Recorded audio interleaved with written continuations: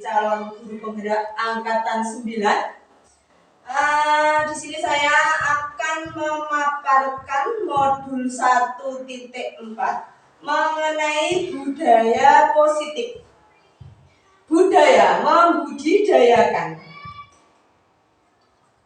Budaya positif di sekolah, nilai-nilai dan kebiasaan-kebiasaan di sekolah yang berpihak pada peserta didik agar mereka dapat berkembang menjadi pribadi yang kritis, penuh hormat dan tanggung jawab. Kebiasaan-kebiasaan di sekolah yang dilakukan setiap harinya dan juga dilakukan di rumah itu adalah budaya positif. Budaya positif tidak hanya dilakukan di sekolah, namun dilakukan di rumah. Karena apa? Karena anak-anak itu berada di sekolah hanya berapa jam? Selebihnya anak-anak itu berada di rumah.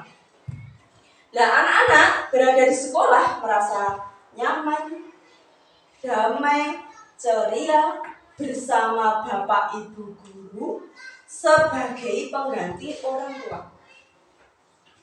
Anak-anak di rumah merasa bahagia, nyaman, damai itu bersama orang tuanya sendiri.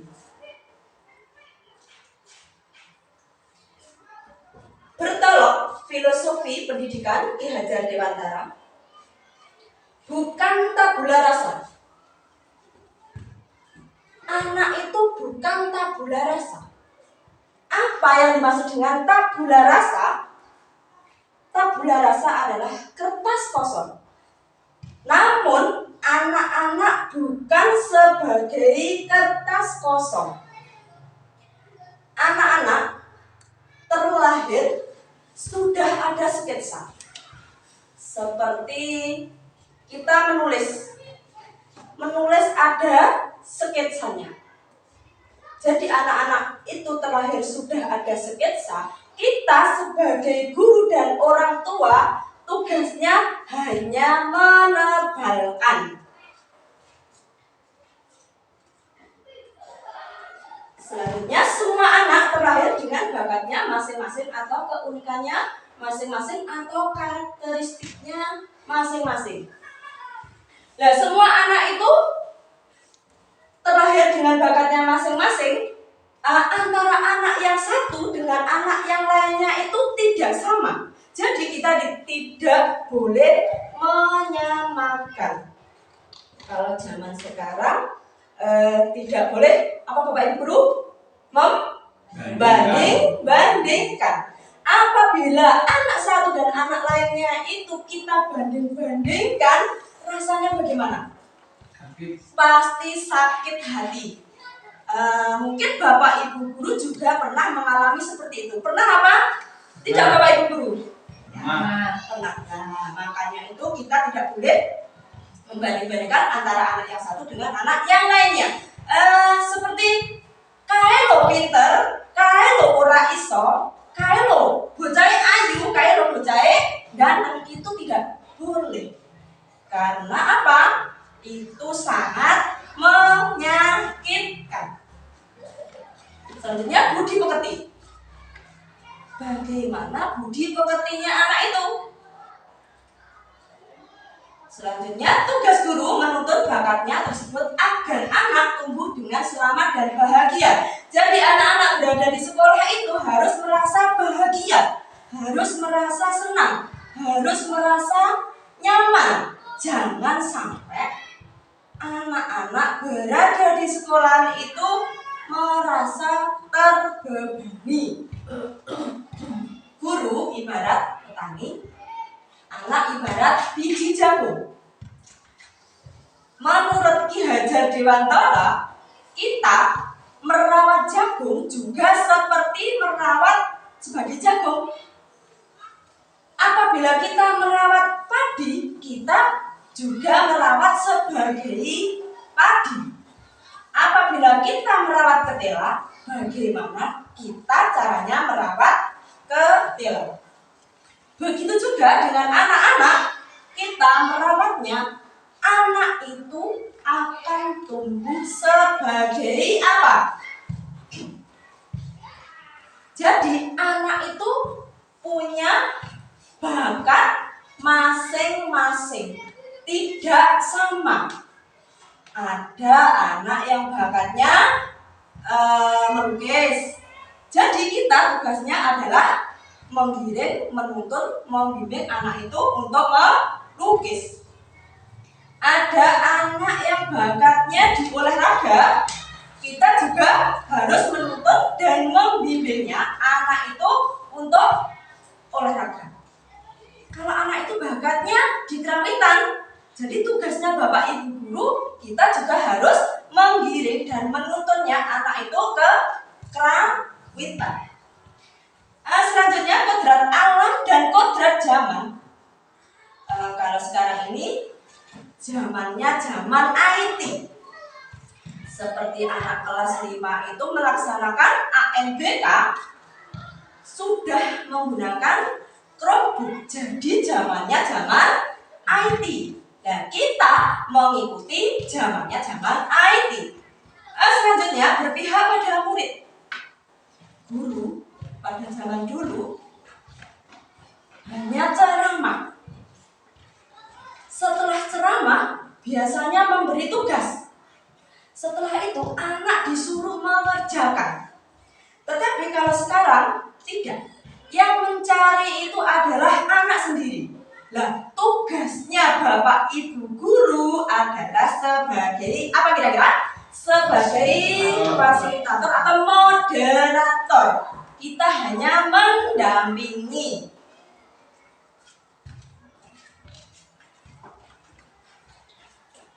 Sekarang lanjut. Budaya positif meliputi perubahan paradigma, konsep disiplin positif, keyakinan kelas, pemenuhan 5 kebutuhan dasar manusia, 5 posisi kontrol, segitiga restitusi. Sekarang mari kita bahas satu persatu. Perubahan paradigma untuk membangun budaya yang positif. Sekolah perlu menyediakan lingkungan yang positif, aman, dan nyaman agar murid-murid mampu berpikir, bertindak, dan mencipta dengan merdeka, mandiri, dan bertanggung jawab. Lazimnya disiplin dikaitkan dengan kontrol. Dalam hal ini kontrol guru dalam menghadapi murid. Apa makna disiplin? Kita sering sekali mendengar kata disiplin. Nah, disiplin di sini dikaitkan dengan tata tertib, teratur, dan kepatuhan pada peraturan. Kata disiplin juga sering dihubungkan dengan hukuman, padahal itu sungguh berbeda karena belajar dengan disiplin tidak harus dengan memberi hukuman. Justru itu adalah salah satu alternatif terakhir dan kalau perlu tidak dilakukan sama sekali. Jadi kita tidak boleh memberikan hukuman dalam bentuk hal apapun. Ki Hajar Dewantara menyatakan bahwa untuk mencapai kemerdekaan atau dalam konteks pendidikan kita saat ini dan untuk menciptakan murid yang merdeka, syarat utamanya adalah disiplin yang kuat. Disiplin yang dimaksud adalah disiplin diri yang memiliki motivasi internal. Jika kita tidak memiliki motivasi internal, maka kita memerlukan pihak lain untuk mendisiplinkan kita. Disiplin yang kuat artinya disiplin yang tumbuh dari dirinya sendiri tanpa ada paksaan dari siapapun.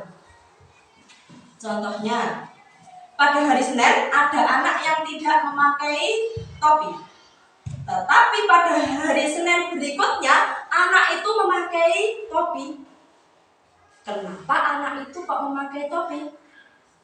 Karena anak itu takut akan mendapat hukuman dari bapak ibu guru atau takut akan dimarahi bapak ibu guru.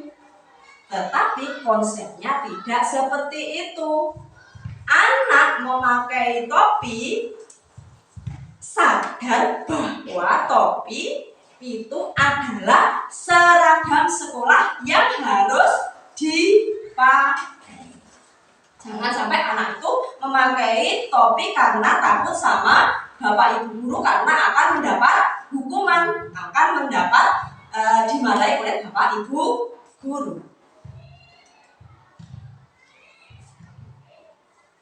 Nah, dari budaya positif itu tadi diawali dengan keyakinan kelas. Keyakinan kelas merupakan metode untuk menimbulkan kembali disiplin positif yang didasari oleh motivasi dari dalam diri.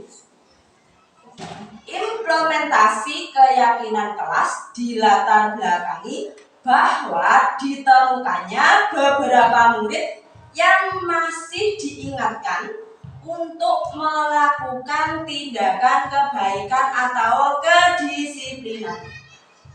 Keyakinan kelas ini berbeda dengan peraturan. Kalau peraturan itu sudah ada sebelum anak-anak.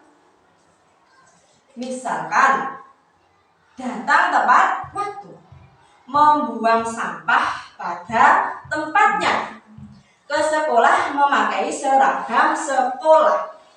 Nah, dari peraturan itu tadi kita tarik menjadi keyakinan kelas. Jadi yang membuat keyakinan kelas itu bukan bapak ibu guru, tetapi siapa yang membuat? Anak-anak itu sendiri. Tujuannya apa? Tujuannya supaya anak-anak itu sendiri sadar diri, bukan bapak ibu guru yang membuat. Contohnya seperti tadi, buanglah sampah pada tempatnya. Itu adalah aturan. Nah, untuk keyakinannya kelas apa? Kita membuat kesepakatan membersihkan kelas atau membuat piket kelas. Nah, itu apabila kita laksanakan antara sekolah dan orang tua, otomatis anak-anak akan terbiasa membudidayakan budaya positif. Karena apa? Karena anak itu akan sadar sendiri bahwa kebersihan kelas itu adalah yang membuat tadi keyakinan kelas yang membuat anak-anak itu sendiri. Di sini adalah contoh kesepakatan kelas. Yang pertama, mengamalkan ajaran agama untuk kebaikan bersama. Kalau di sini sudah dilaksanakan seperti kegiatan pada hari Jumat pagi, mengadakan apa itu namanya yasinan.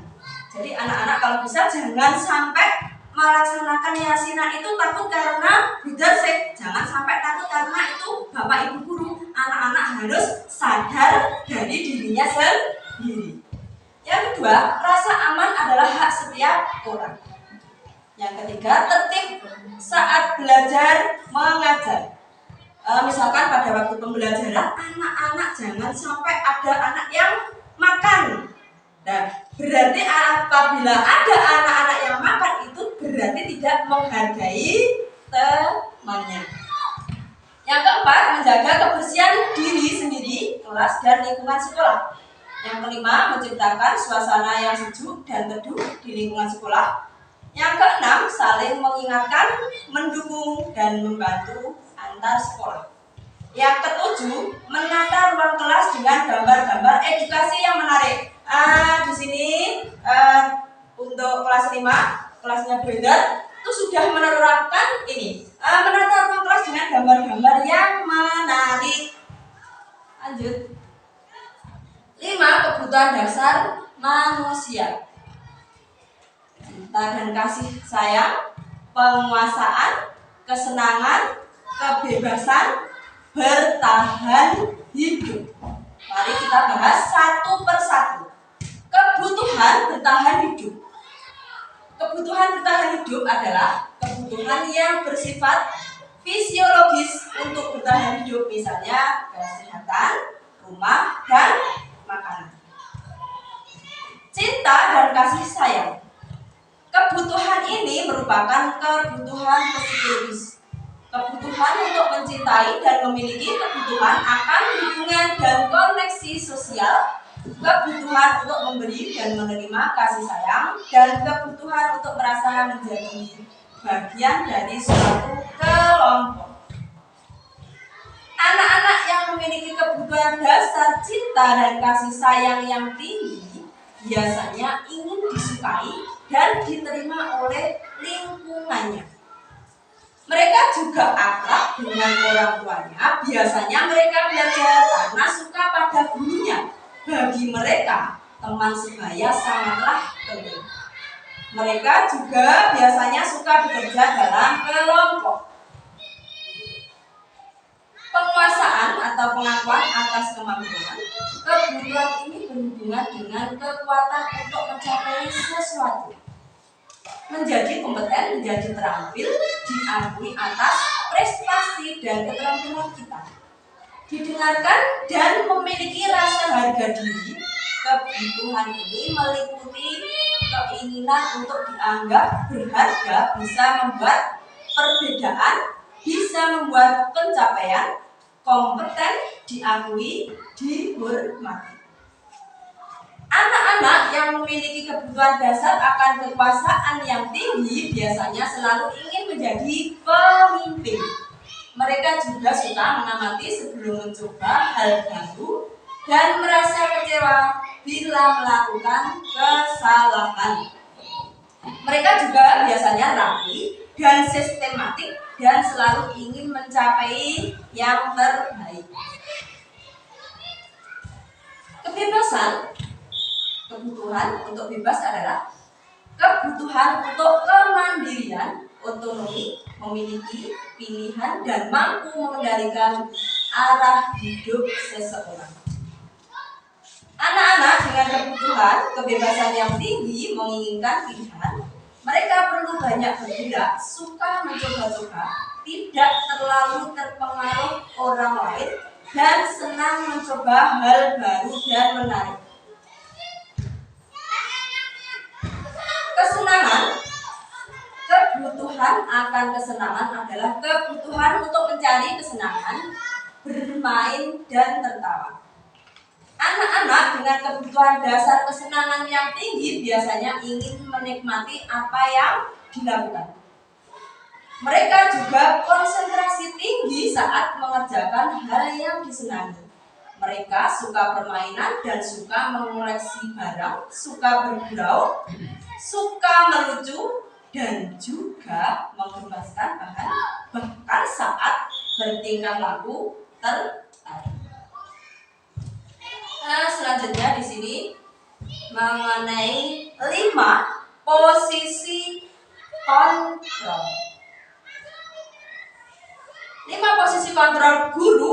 Yang pertama, sebagai penghukum. Seorang penghukum bisa menggunakan hukuman fisik maupun verbal. Yang kedua, posisi kontrol membuat orang merasa bersalah. Nah, pada posisi ini biasanya guru akan bersuara lebih lembut. Yang ketiga, posisi kontrol sebagai teman. Nah, guru pada posisi ini tidak akan menyakiti murid, namun akan tetap berupaya mengontrol murid melalui persuasi. Posisi kontrol yang keempat, monitor atau pemantau. Memonitor berarti mengawasi. Posisi kontrol yang kelima, sebagai manajer.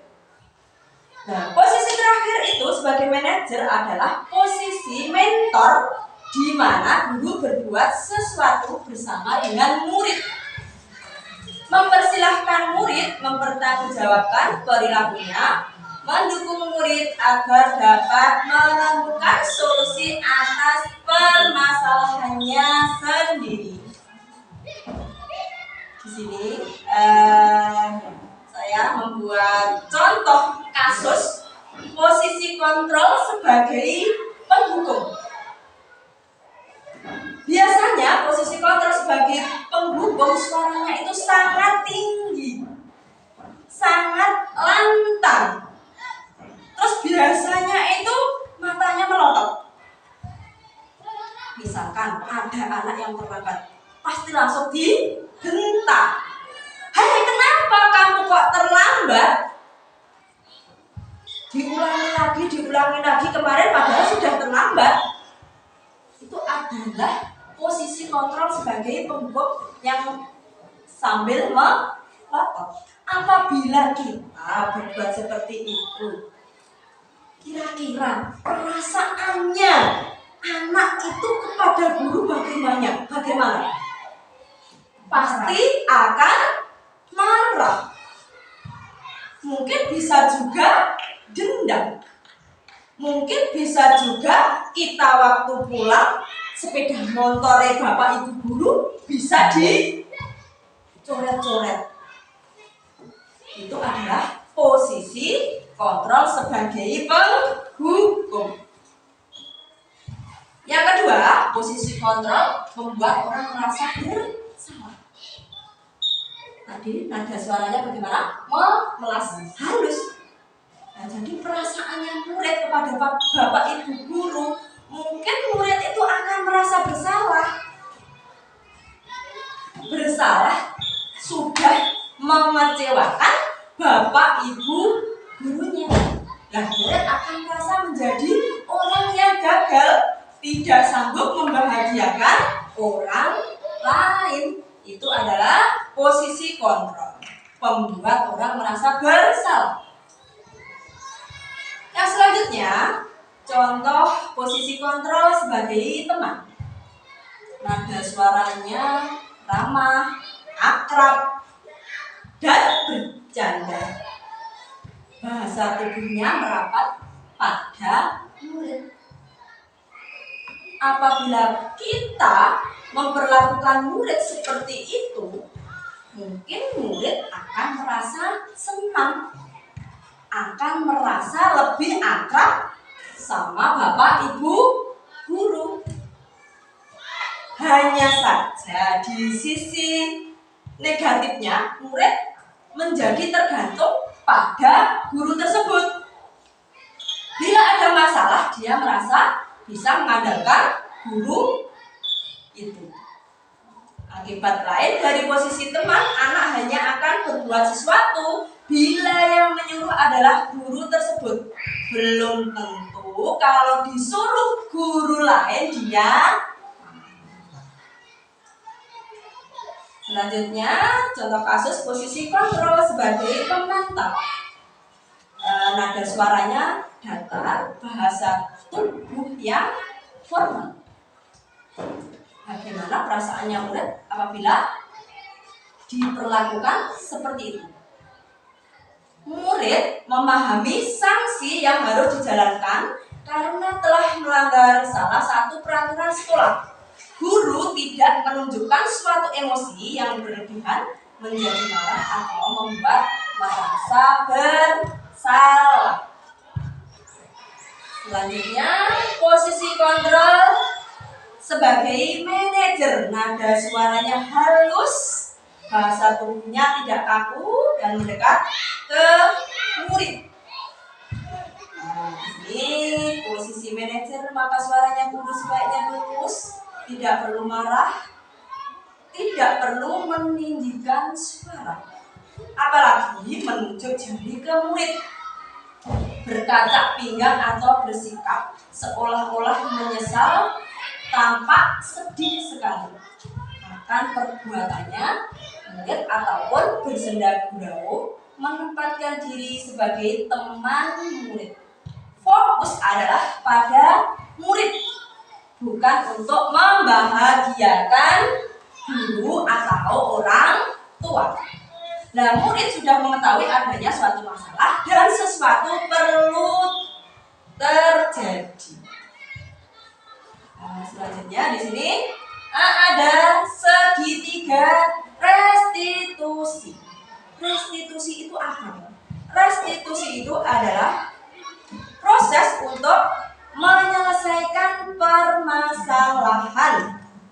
Seperti kemarin saya membuat restitusi bersama Destina, dia sedang terlambat. Yang pertama, menstabilkan identitas. Yang kedua, validasi tindakan yang salah. Yang ketiga, menanyakan keyakinan. Nah, jadi untuk menstabilkan identitas, setiap orang pasti pernah melakukan kesalahan. Pernah apa tidak Bapak Ibu guru semuanya kira-kira?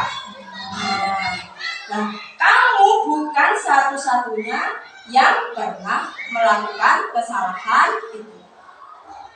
Dan selanjutnya, validasi tindakan yang salah.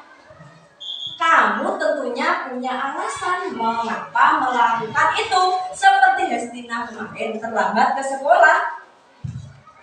Tak tanya kenapa kok bisa terlambat ke sekolah. Adakah cara yang lebih efektif untuk mendapatkan apa yang kamu inginkan?